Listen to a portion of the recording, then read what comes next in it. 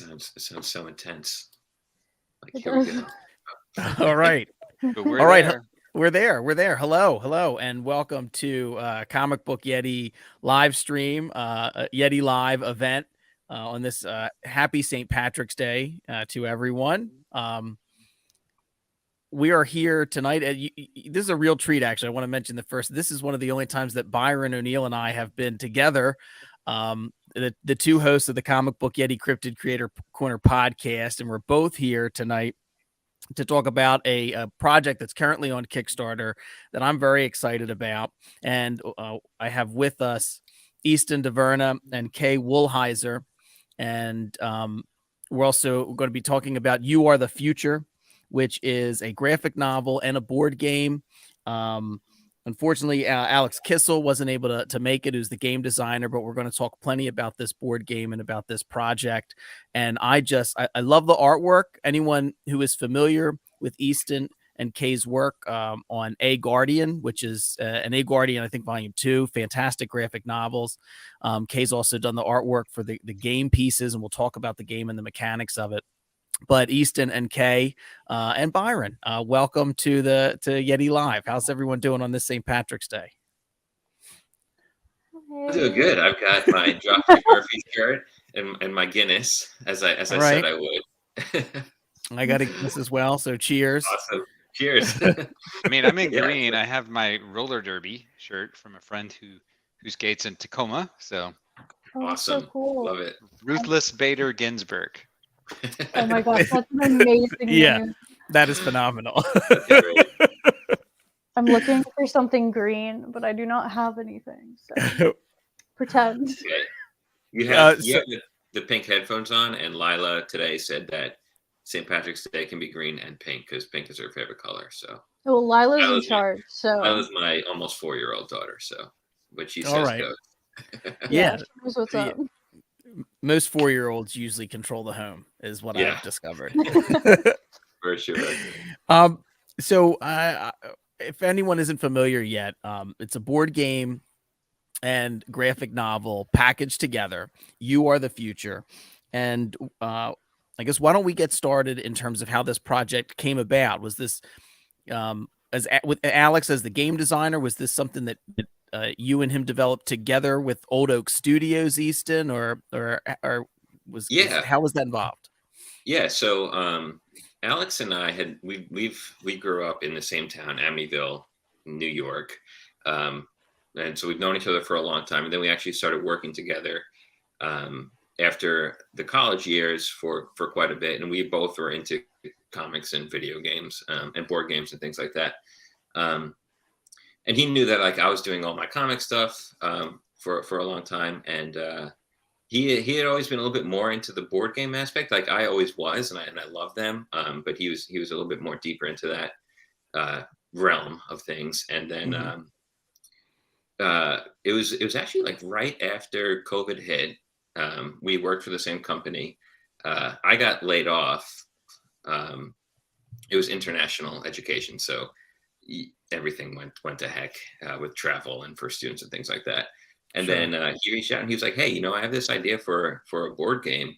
What do you think?" And he pitched it to me. I was like, "I would love to make a board game. Like that's awesome." And then we started talking about like the world and the story, and we were like, "Well, it could be really cool if we made this a little bit more than just a game. Like let's do like a full graphic novel to go with it, and just like enhance these characters, enhance the world, like the legend of it and the lore and all of that." And so we started talking. In the beginning, it was this huge like way bigger than anything that we probably could have tackled sort of board game. And we were like, okay, we need to pump the brakes and just let's get down to what's fun about this and like look at the mechanics. And really it turns out what was fun about it was like the battle aspect of it. And we said, okay, so we can make this sort of like a quick dueling sort of style. And so we decided to go with that. And we started thinking about the world as post-apocalypse. I had done The Runner, Post-Apocalyptic Tale, Mother as well. Those are very bleak and stark worlds.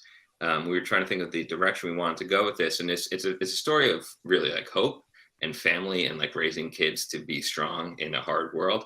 And so we didn't want it to be super bleak. We wanted to have like this aspect of, you know, life can be hard, but you know, kids are the future, and that's what we were trying to do. And we were like, well, I was working with Kay on A Guardian Volume 1 at the time, and I kind of was like, brought it up to her, and I was like, what do you think about this? Like, it's not going to be like Dead World or The Runner. We want it to be like a little bit more colorful and hopeful.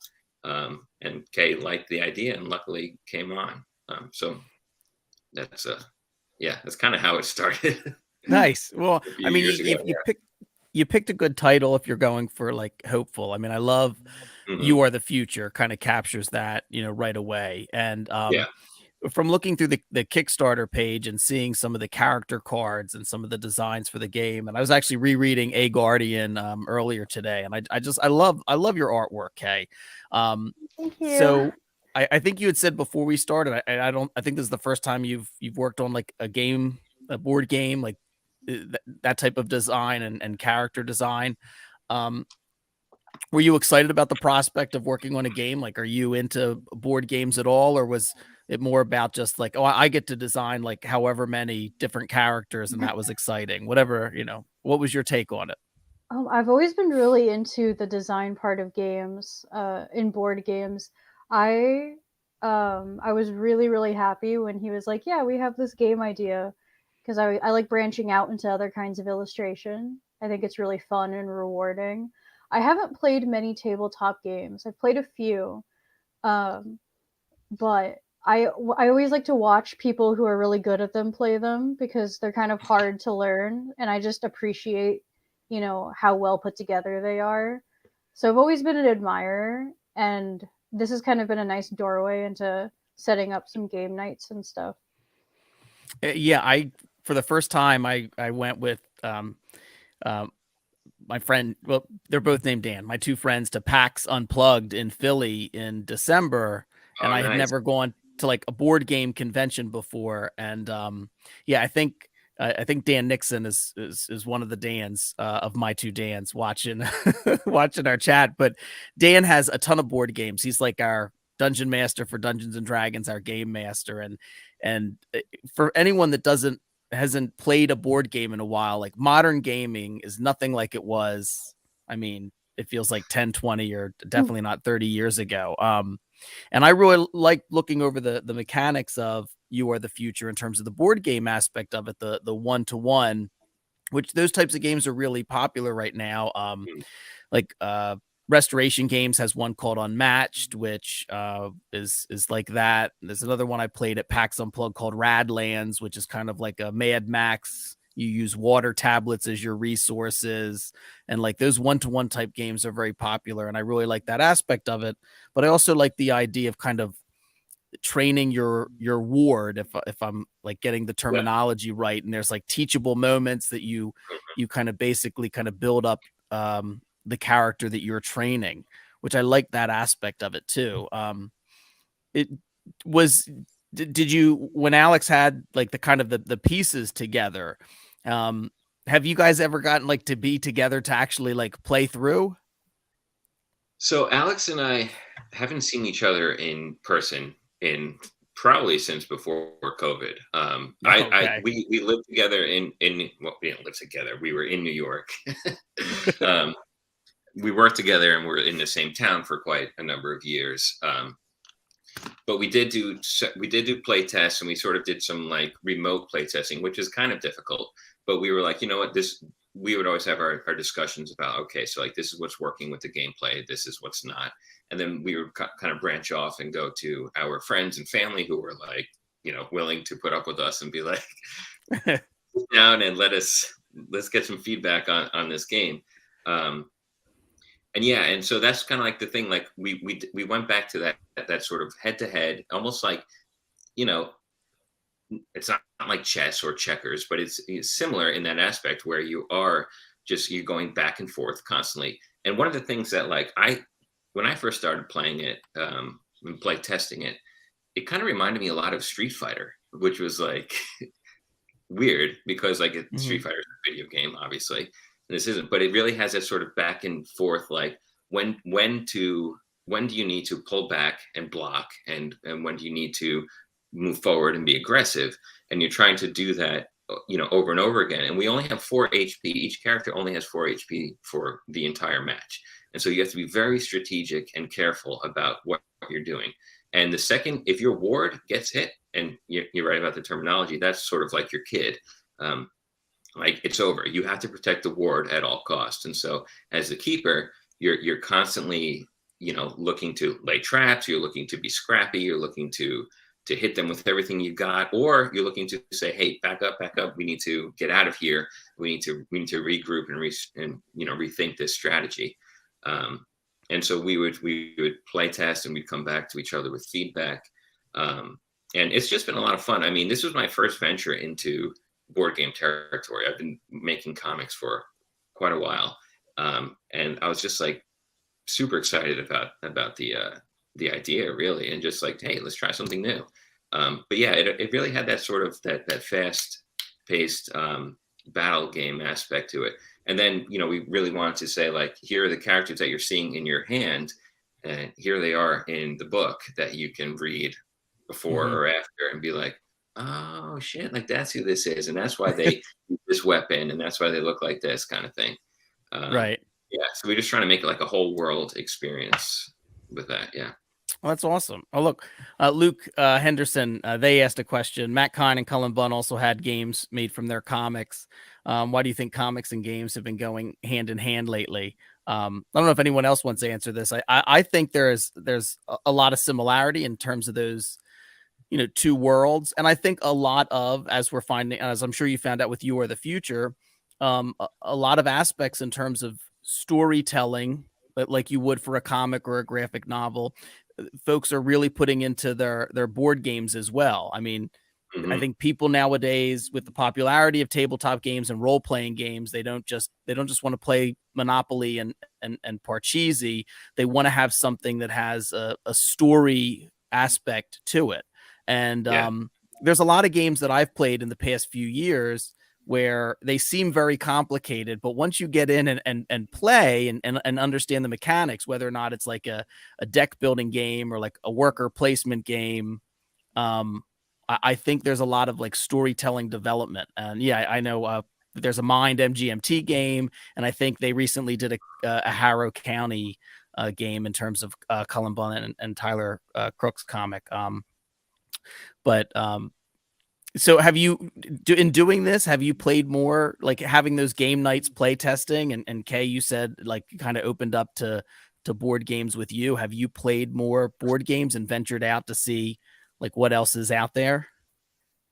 I have played a couple more like complicated games.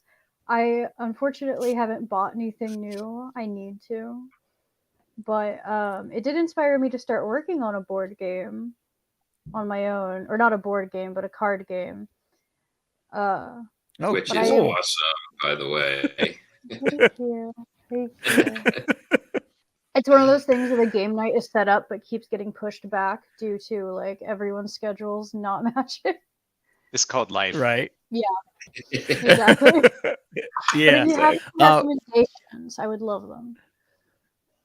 Oh yeah, I mean, we can talk recommendations for I could talk recommendations for board games all night. I mean, Unmatched is one of my favorite games right now, which is like you have it comes with a little character, and it's card based, and you play one-on-one, and they're literary figures, historical figures, and I think Marvel does have a couple of sets as well, which is a really fun game. That's cool. Yeah, and Jimmy, then there's a dice said throne game, which is really cool. PAX that really, like, I used to go to PAX East in Boston like all the time, and I used to play so many board games, and then I kind of stopped because I started making comics, and now You Are the Future kind of brought me back in, and now I don't think I played. Was it Unmatched? Yeah, Unmatched by Restoration Games I had a tournament in January at my house. I had like 10 people come over, and we did like a double elimination tournament, which was awesome. yeah. And the winner got a gift card to the local comic book shop. So I Oh, that's tied in awesome. comics and board games. Yeah, awesome. But Yeah, I was going to say go ahead, to Byron. Luke's question, and thanks Luke for asking the question. I think that comics and games, there's a lot of synchronicity to it. I mean, just you have, for one thing, the same basic fan group. There's a lot of overlap in nerddom between people who play games, people who read comics, and it seems like it'd be a really good vehicle to help you even script your comic, because you can actually play scenarios through, Hmm. and kind of figure out what works, what might be a dead end, that sort of thing. So Yeah. Yeah, I think so as well. Did Yeah, I the mean, gameplay form the graphic novel or the comic book at all, or did what, like, something you develop in a story inform, you know, certain aspects of the gameplay or the character design? so I think Kay, maybe you can talk about this a little bit. I think we had the initial idea. We knew it was going to be like, because when we came up with it, it was like everything was like really bad. We were like, okay, so like, we're like, how much worse can it get, than like in late, 2019, early 2020, other than like the post-apocalypse where like everything has gone to hell. We were in the midst of everything going to hell.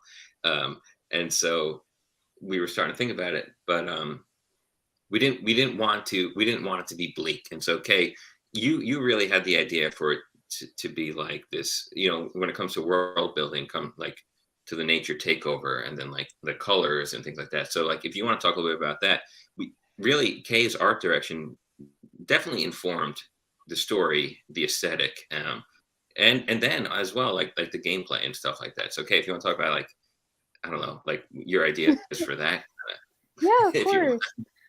Yeah, like you said, I don't like bleak settings, and so when he came to me with the story idea, I was like, okay, well, could we do something that's like a nature takeover? Because I really enjoy those, those photos of amusement parks that no one's touched in like 20 years, and they're all overgrown. Like they're very pretty while also Mm, being very terrifying, and so I wanted to lean into that as well as the hopeful theme. And so as we sat down, they gave me a bunch of character cards. They gave me kind of what their mechanics were, what their names were, and we started building out a cast of characters that all kind of fit together in this little village because, everyone narratively, they're fighting each other in this kind of tournament to determine who's going to lead. Alex had the idea of a like an antler motif, and so I kind of just I leaned really hard into that because it goes into the kind of birth, growth, death, rebirth, sort of um, tone that we'd been going for. And so it was really fun to play with that too. And so as we developed the characters, what they were when they were younger, I started canonically, like in my head, putting certain wards with certain, oh my goodness, parents. keepers or heirs. Keepers. Thank you. Thank you. Yeah. And kind of what being with them would turn them into. So you don't have to play the game where a certain card grows up into another one, but there is a narrative design that you can follow if you want to. And I think a lot of that fed into the story that Eastin was writing and kind of where we went narratively. So the two very much so grew together at the same time and affected each other back and forth the whole way. And That's that was awesome. that was all Kay's idea, and I'm so glad you had it, because we had this idea for just pairing, um, basically, and we didn't want it to be. It wasn't just like like a lineage thing. Like it was about like found family, and like anyone can come together and support each other, sort of thing, in this in whatever situation it is. And so we had all these different characters, and Kay was like, well, what if we have, so there are three different levels. The ward is the youngest one, the heir is the middle, and the keeper is the oldest. So there's like three levels, almost like of Pokemon, evolving kind of thing. And Kay was like, well, we have these levels of characters. Why don't we try making, showing them through through those evolutions. And I was like, yeah, why don't we? And then so she started doing that, and it's just so cool to see. Like, one character is called the Loved, and she's a ward, and she's a support character in the beginning, and she's very much a healing character for the keeper. But the heirs are the most powerful, and she grows into the Valkyrie, and the Valkyrie is the most badass. Like, she wields like a double-edged sword, like unstoppable. And it's just cool to see like this timid little character turn into this like super powered like ultimate one. And Kay had that idea to just evolve them like that. And then she carries through the aesthetic. And when you look at them side by side, you're like, oh wow, I can see this is like that character as a little kid. And there are time jumps in the graphic novel as well. So we try and play with that, showing that in the game and then in the story too. Oh, awesome. Yeah. Another question from D-Nick7, which says, will each further chapter in the comic provide expansions in the game? I mean, I guess that's one of the things that like expansion packs for more cards or different player tokens. Like, is that something that you've ever, I mean, I'm sure part of it is let's just get through this first, phase of it, but has there ever been any talk? Well, look, I'm a realist. Has there ever been any talk of, we could definitely do like another chapter or another issue and have like a tie-in with the expansion of the game? Yeah, because a great 100%. Idea would be taking those to cons and being limited, and then they'd have to come see you guys. That is a good idea. Yeah, cool. Limited edition expansions. Yeah, get your con exclusive player card, or one of an additional, what is it? What are they called? There's 44 of the cards that you can play, right? The draw cards. Mm-hmm. Yeah. Yeah, we had the idea, since everything in this novel and in this game is around this one village, in a world where everyone has pretty much no contact with each other. It's a bunch of scattered villages that can't really talk to one another. And so each one would have a completely different aesthetic because they're in a different part of the world with like different crazy circumstances. And so we've talked a lot about how fun it would be to kind of venture out into these different areas, and then you could play with friends and have, two villages go head to head, and that would be fun. Yeah, that would be fun. That's a great idea. I think it's fair to ask anybody with something like this, like if they had any favorites, but I'm gonna do it anyway, because like on the Kickstarter page, some of the either the character cards or the draw cards are the couple that they show are just great, and I'm like, it looks like they would have been a lot of fun, kind of designing and drawing. Like either one of you, Eastin or Kay, or if was there one that you thought like, oh, like this is just great, like the look of it. Like just looking at the Kickstarter page now, open next to me, the Leap card I think looks great, and I love the colors. I love the colors for all of these. I just love how they're kind of separated, like the little hint of green or the purple or the red overlay. The choke card is fantastic as well. Thank you so much. Was there anyone that you were like, you got done it and you're like, I want to play this. I want to, that you were really excited about? The Leap card I was the most proud of. I was like, oh man, that looks good. really cool. I drew that. The Kickstarter exclusive is my favorite because I'm biased. It's the trap card, and it's of my cat Pumpkin, and I love him. Is that the Mr. Pumpkin Spice? Yes. Yeah, that is pretty neat too. So that's one of the for the Kickstarter exclusive, you can get like an extra trap card, which is based upon your cat. Yeah.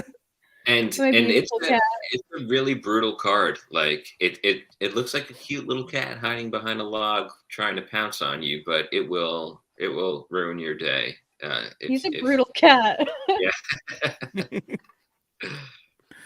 Well, let's dig into a little bit more about the the You Are the Future kind of graphic novel of it all. So when you're getting into the story, and the two of you have worked together before on, A Guardian, was the collaboration the same this time around? Was there any, differences in terms of how the two of you worked together when you started to dig in to, tell this story? Well, this one is a little bit different in format because this is like a prose sequential art mashup. Um, and so I think in my mind anyway, um, it's a little bit different in writing it because I'm trying to think like what can be prose and or what needs to be prose and then what needs to be Kay's amazing art. And for me it's like the most emotional character building impactful moments I want to show through the art on the page. And whilst doing some character building and some of the more quiet or subtle scenes I think like I can do through the prose.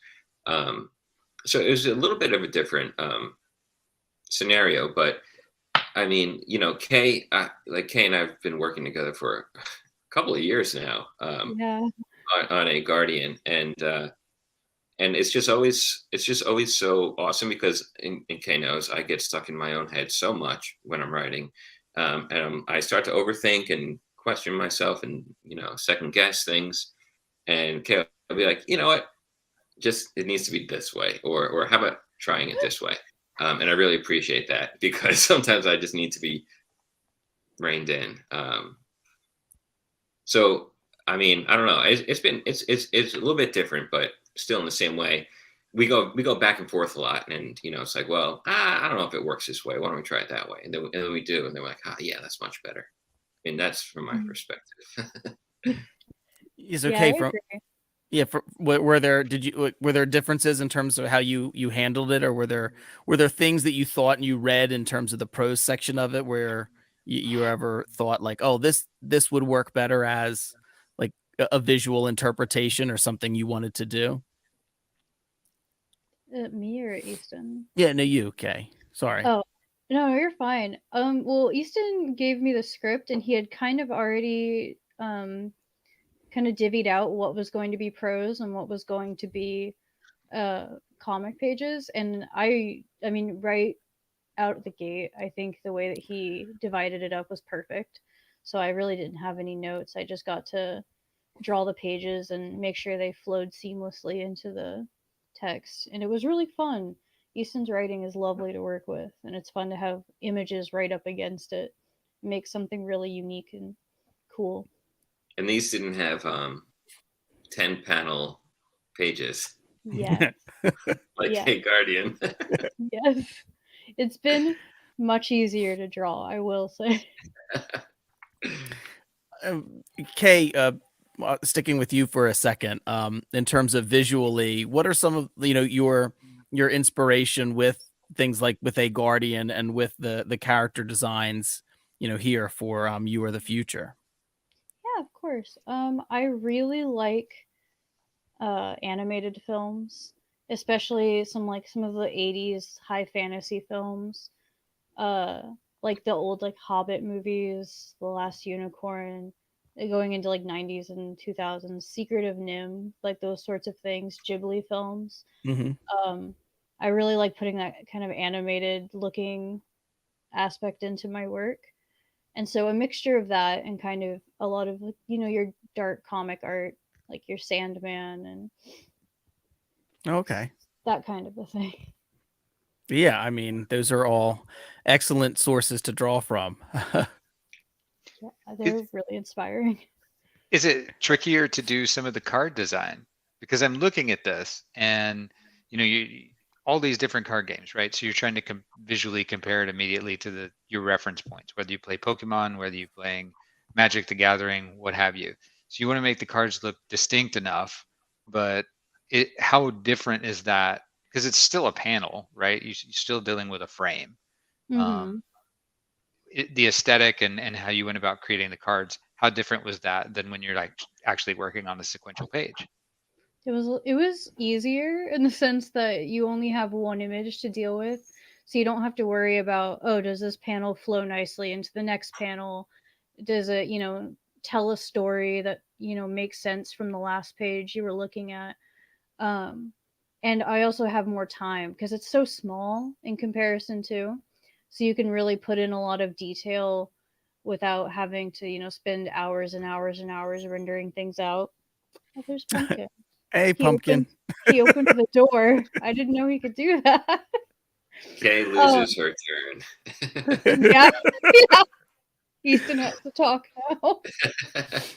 But yeah, it was similar, but it was different in a good way. I was really excited to do it. Awesome. That's great. I mean, Eastin, I've read, quite a bit of your comic work now, and I mean, I think I have a pretty good idea, but kind of like the same question, like, what is it you really? I mean, you really seem, at least from what I've read, to have this high fantasy influence, but you tell very like emotional, impactful, very unique take on a hero's journey. I'm thinking of, because I just recently finished the what is it, the Lost Trials of Cassie Capricorn.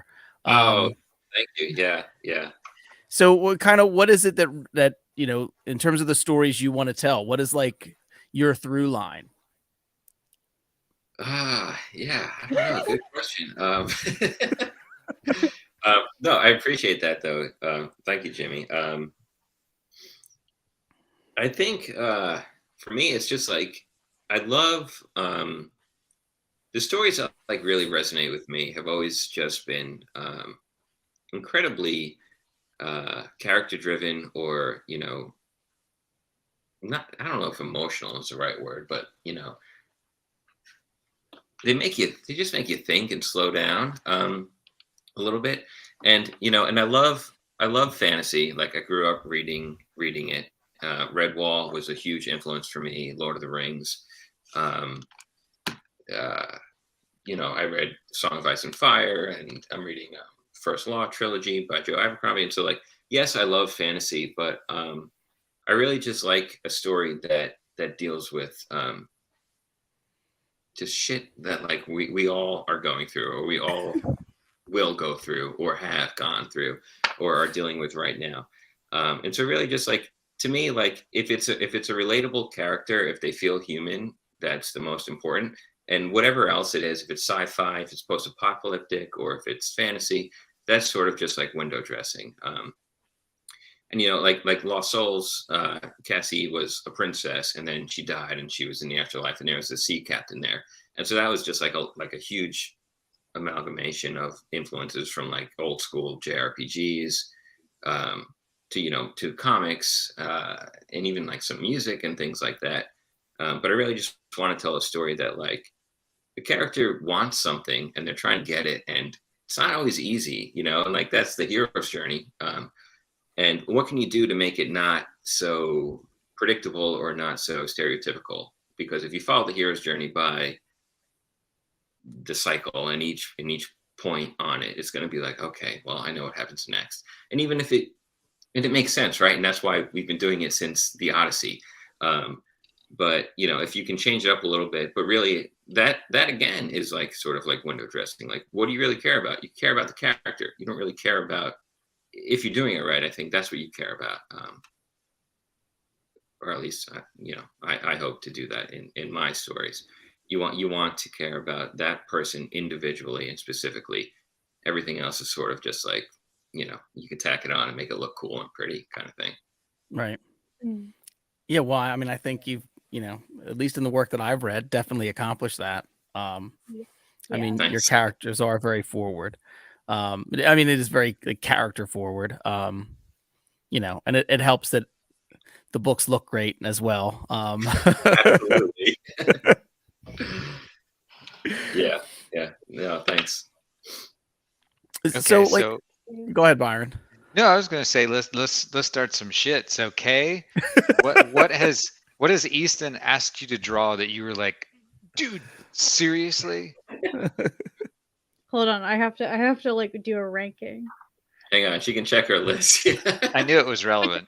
It sucks because the things that I'm like, oh my god, you have no idea. There's huge spoilers for the issue that we're releasing soon that no one's read yet. Okay. But you know, a crowd shot of things that are not easy to draw, like that's about as big as I can get. Yeah. Horses. And I actually suggested the horses. I was like, I can draw them. I had a horse girl phase when I was young. Do you want a 6-legged horse? So that was on me. But And then you pretty much pushed yourself halfway through it, didn't you? yeah, I was like a lot of the time I'm like, oh, this would be cool, and then I'm like, Eastin, I regret. Why did I offer this?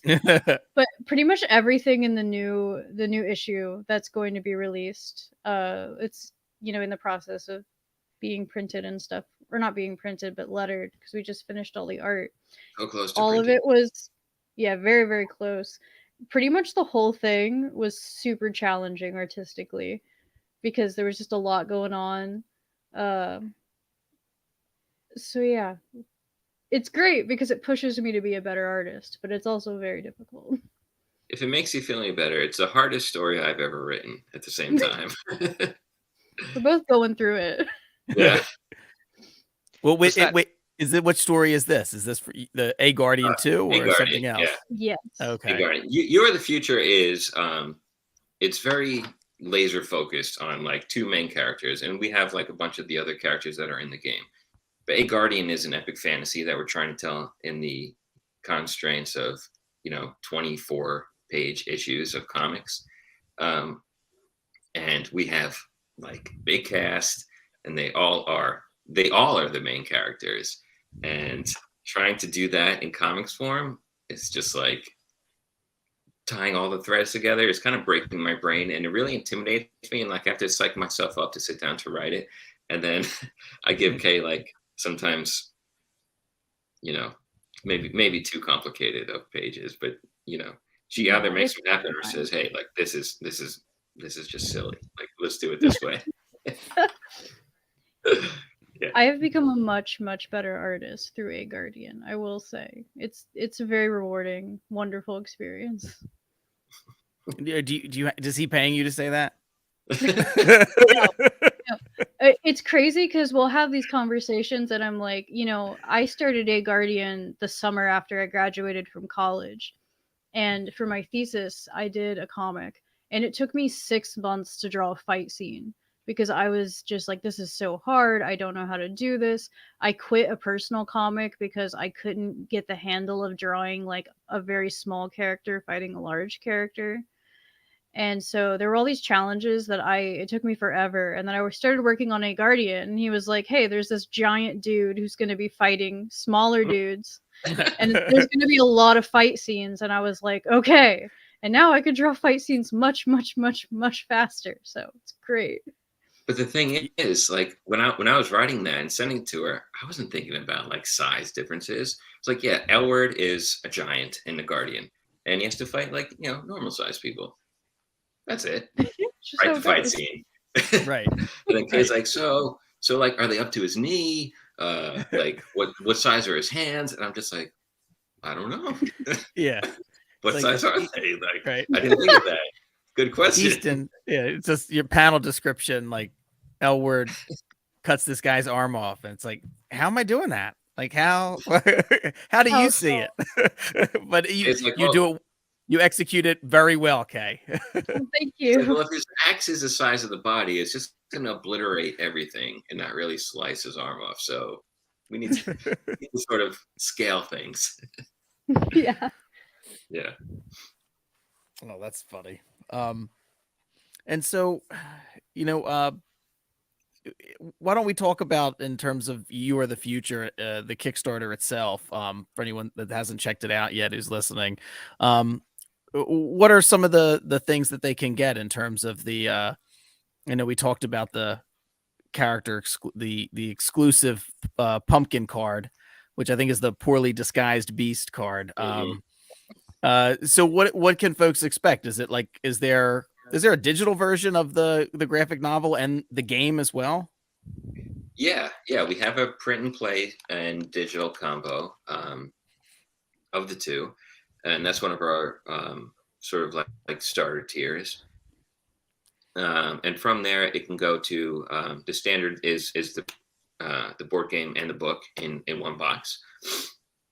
Well, actually, the earliest, the cheapest tier at $5 is you can get your name written on a rock, and Alex is going to dive into the Long Island Sound and put them in a "You Are the Future" rock garden somewhere. I don't know where, but he loves to fish and boat and stuff. So that was his All idea. right. I said, "Hey, it's unique. I haven't heard of that before. Let's go for it." Yeah.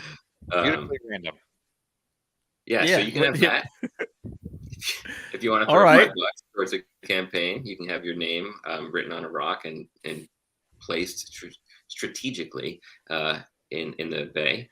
But then there's also we have some like character creation tiers where like Kay and Alex will work with you on creating a character and designing it, and kind of seeing what weapons or the mechanics are kind of what they are.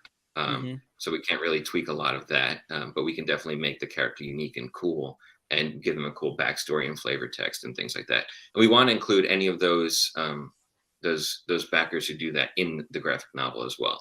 They're not going to be huge parts, but there is going to be, towards the end of the book, there's like a culmination scene where everyone is coming together for this sort of tournament.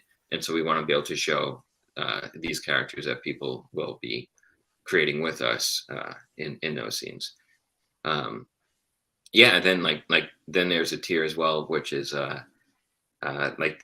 we call it the investor tier, and so that's going to be beta testing You Are the Future as well. We're still testing it.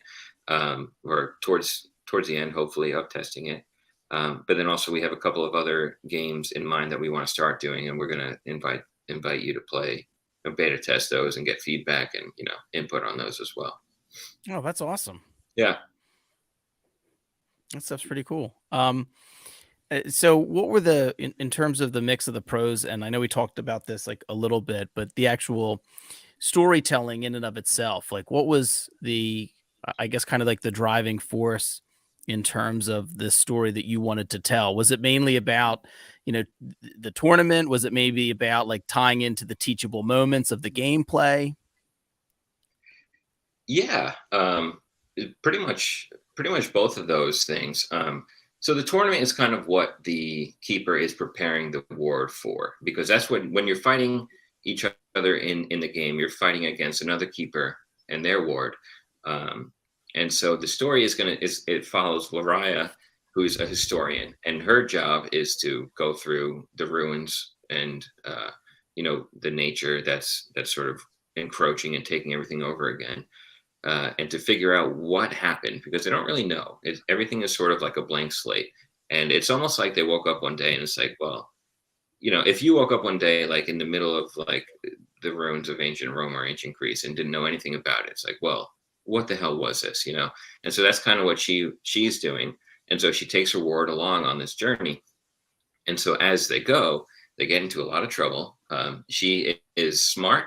She is a little bit too much into her work and her books, and so sometimes that is a detriment. But along the way, she's going to learn. She's going to try and teach Fern, who's the rebel ward class, his teachable moments. But at the same time, she's going to sort of be learning her own to get to the very end, where there's a nature antagonist, but then there's also a human antagonist. And so she kind of deals with the nature while they're out on their journey, and then she gets back to the village, Birkenhead, and then has to deal with this guy Knock, who's the provoker. He's the big guy with like the triple axe, who's like, come on, bring it. And I love that character design so much that Kay did on him. And so that's sort of like where it's all going to come to head. And yeah, and really it's just about like,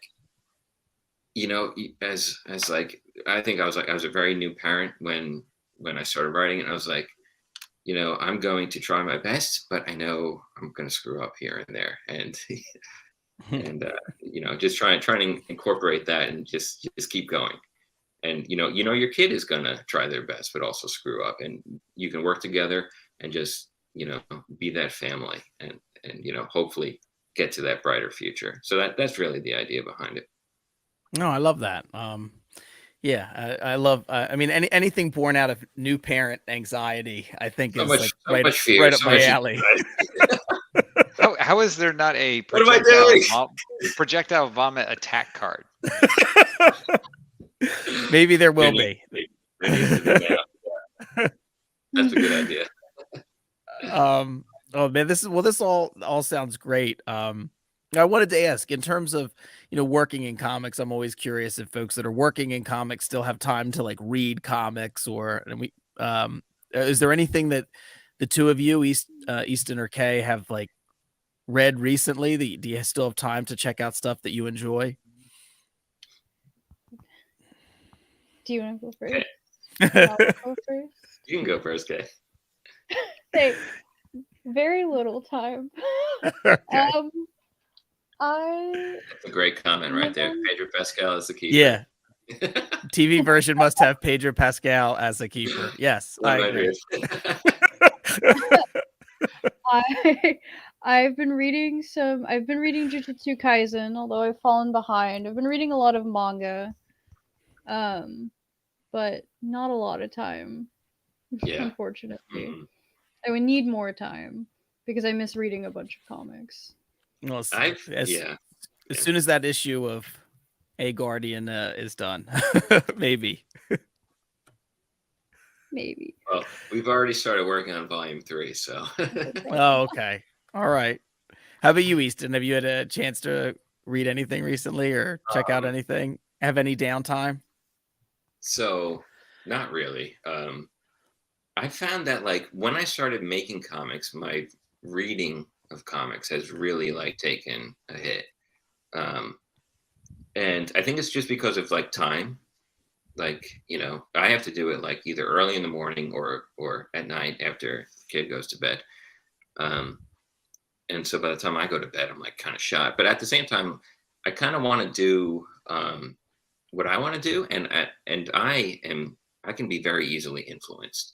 So if I'm reading something, I can pick up the tone or the voice of the writer, and I don't want to do that, So like if I'm writing fantasy, I try to kind of stay away from reading fantasy. And so if I'm making comics, I kind of try to stay away from reading stuff that's similar to what I'm making. Okay. I have been reading the Twilight Princess manga, which I didn't know existed until like a couple of months ago, and it's awesome. It's weird because Link talks in it, and Link never talks in the games, but it's interesting. But really, I've been reading a lot of prose. Just like I've been reading some Cormac McCarthy. I'm reading Blood Meridian, which is really difficult to read on a lot of levels. I just finished reading like a Lighthouse history / memoir. And like that's just kind of the stuff that I'm going towards like at night when I have like half an hour before I pass out. Yeah. No, I mean, It's always great to read Cormac McCarthy before bed. yeah. Right. Why not? It's very, very light reading, especially a book like Blood Meridian. It's just like, this is pleasant. It's Yeah. not. I mean, it's good. doesn't- It's really good, but it's not good before bed. Yeah, maybe something a tad lighter. Just turn it down by like 10% right before bed. But Or give yourself some time, right? Go ahead and put the book down and watch A Handmaid's Tale, and you're fine. oh yes. Why not? Oh, one after the other. I usually, if I'm like tired and I just put something on that I know I'm going to fall asleep, I usually find something that's like I don't have to pay attention to. Which is recently has been a lot of The Curse of Oak Island, which I've told people before is like the most optimistic show on TV because Yes. those two brothers have been digging in that island for 10 years and they haven't found anything, and they just every time they find something they think it's a treasure, and I love it.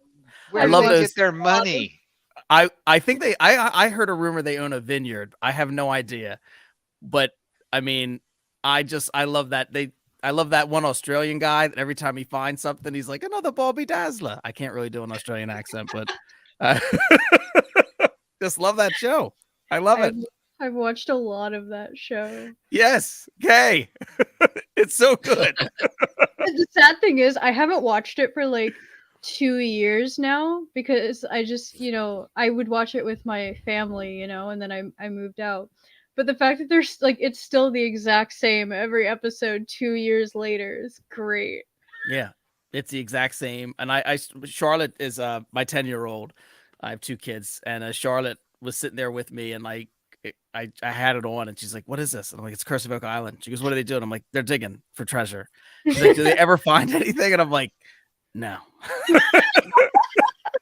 I mean, at this point, they're basically digging holes in the dirt that they've already moved from other holes. Because there's no space left. Yeah. You have to admire that perseverance, though, right? And that's what you're saying. Like, that's why it's hopeful, because like they just don't give up. No, I think it's the most optimistic show. I think it's the most optimistic show on TV. I love those guys. They should use that as a tagline. That would be so good. We all can use a little optimism. That's amazing. I agree. I need to start watching that. Yeah, it's addictive. I don't know how they do it because it is the same thing every episode. But then they'll be like, "Oh, we found this thing next week. Is it gonna be next week?" And you're like, "I cannot wait until next week. What if they find it?" Yeah, next week's going to be the week. Next week will be the week. I use it as a teachable moment for Charlotte because she watches videos on YouTube, and sometimes she'll say things that she's seen like and act as though it's it's real or it's true because she saw it on the internet. And when we watch the show and they find a thing and they're like, well, this could be ABC, this could be from the Knights Templar, or this could be from whatever. And I'm like, they're just saying things. You need proof. And it could be, doesn't mean it is. So I kind of use it as like, you need to investigate when people say things. You just can't take things that people say at face value, and you just can't make these leaps, these logical leaps. And so we talk about, and then and then she just walks away and she says, "I'm just gonna, can I just draw and watch My Hero Academia, please? Can you go in the other room?" So, but I try. That's what being a parent is, right? That's what we're trying to capture in the You Are the Future story. Exactly. You try so hard, and it can be tough, but also sometimes you break through on those teachable moments. And that's the other thing. So like the keeper has their HP and the ward has their teachable moments. So you have to tally those teachable moments up, and they're hard to get, as you know, being a parent. And so that's kind of duality. It's like, I got to keep myself alive while teaching my kid. Yeah. And hoping that they're retaining it or, whatever. Yeah, I just reading through the Kickstarter, and I like that aspect of the gameplay. I mean, the cards look great, Kay.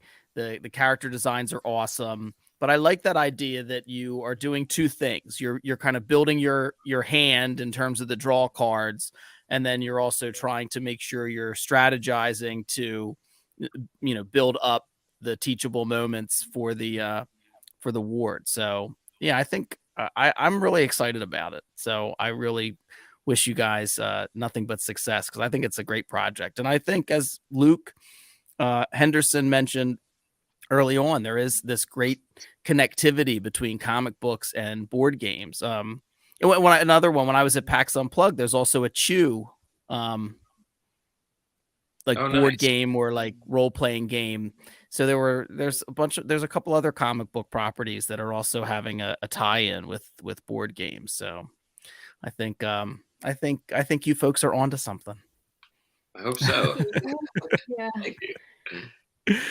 All right. And before we get out of here, any final thoughts, Eastin, Kay?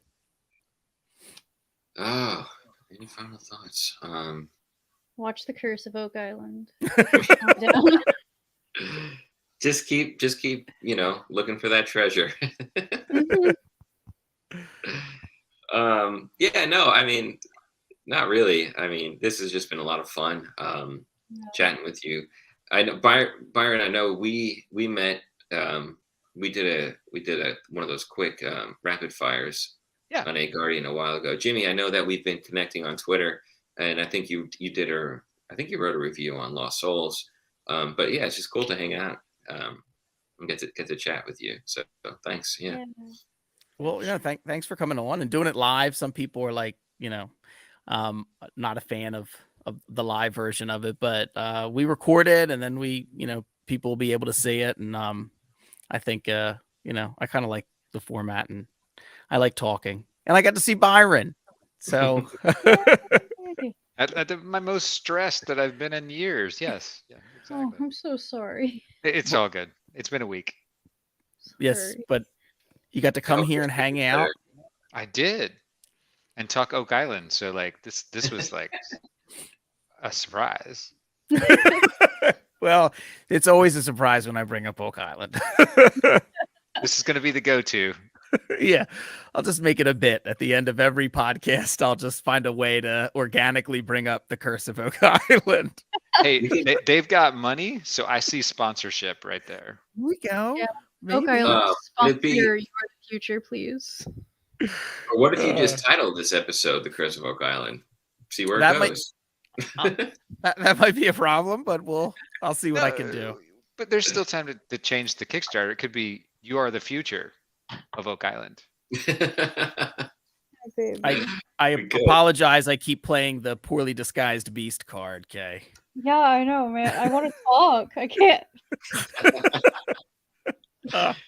Pumpkin think roll for this was- initiative and you lose. Okay, This is would be what's happening? inspiration. What's happening right now? Was that your exact influence for creating that card? Yeah, no. If you back the Kickstarter, you get this exclusive move to use against your opponents. It's very effective. It will stop any productivity. You can't learn anything. You can't teach anything. You're just stuck. You can't do an interview no matter what you're trying to do. There's a cat in Mm-mm. your face. He'll and- learn to open doors when you least expect it. It'll be great. That's a good card. That's a good card. It is a good card. It's a and you little only- OP. Yeah. Well, I really appreciate this, and I'm excited for the project, and I'll make sure to tweet this out again so folks who missed the live one can still watch it. It's on Kickstarter now. It's You Are the Future. Back it. Get the comic. Get the board game. Start having game nights again, as you know, and there's nothing better than a good game night, and Mhm. reach out if anyone. We have plenty more board game recommendations if you play this and you want to play other games and have a good game night. So yeah, I can't thank you enough, Eastin and Kay and Byron. Thank you very much for setting this up. And Byron has to listen to my voice and edit the podcast, so I'm always apologetic every time I see him in person because I sound like this and I feel bad. Don't. It's fine. All right. Thank you so much for having us. This has been lovely. Yeah, no, my pleasure. I just really like this idea. I'm really a big fan of both of your work.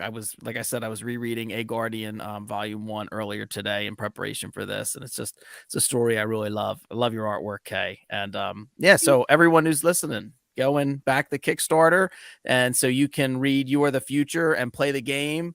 And And where Yeah. can they pick up A Guardian?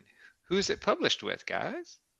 A Guardian is published with Sourcepoint Press. So we had the first 3 issues out in the last couple of months, and actually, I think like next week, maybe the collected trade is coming out, or it's sometime in March. It's either this week or next week. I'm not sure, but yeah. So you can get it now, which is pretty cool. You can get it at Barnes and Noble, which is fun. You can, yeah, that's pretty neat. I think In there's the one of the smaller tiers. graphic novel section, right? No, actually, they have a giant A Guardian section, and next to that is a small manga section. So There you Oh. go. I think one of the tiers of the Kickstarter you can actually back and get some of some of your past works. Is that right? Oh yeah, yeah. It's a 10-book tier, which is crazy to say. Yeah, it's I mean, you get the physical copy of the game and the book, but then you also get a bunch of other digital books. Comes out to like over 1,000 pages. Yeah.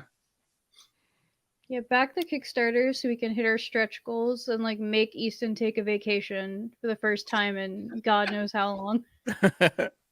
This I don't 10 even know books. if I know how. Yeah. Sleep, You'll sleep, remember. please. Yeah, you'll remember how to take a vacation once you start, I think. But Yeah. well, all right. Thank you both very much. Again, the Kickstarter, you are the future. Thank you, Easton and Kay. Thank you, Alex, although he couldn't be here, who was the game designer on this. And for Comic Book Yeti, I'm Jimmy Gasparo. This has been another Yeti Live. And if folks like this, we'll do more of it and just get on here and talk about their projects and talk comics. And of course, talk about the Curse of Oak Island. So thank you, everyone. Happy St. Patrick's Day and good night. Thanks so Ta-da. much.